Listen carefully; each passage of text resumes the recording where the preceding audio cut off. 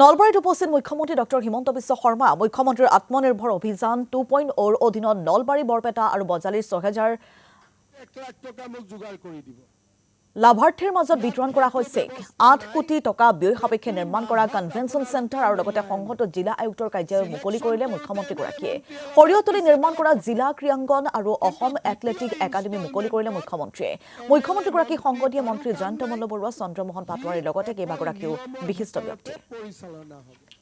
যেনেকৈ আমি মহিলাসকলক 10,000 দিছো 10,000টো আমি সবেই দিব পাৰিম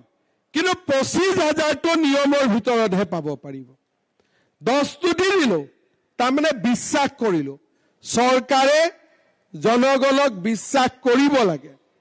যিসকলে বিশ্বাস ৰাখিব তেওঁলোকে আগলৈ গৈ পুৰস্কাৰ পাব আৰু যোনে বিশ্বাস নাৰাখে তেওঁলোকে ফেল কৰিব গতিকে মই আশা কৰিম যে নলবাৰী বৰপেটা বজালীৰ এই যুৱক যুৱতীসকলে সকলোৱে ভালকৈ কাম কৰিব আৰু 2-3 জন ল'ৰাক চাকৰি দিব পৰা অৱস্থালৈকে আগবাঢ়ি আহিব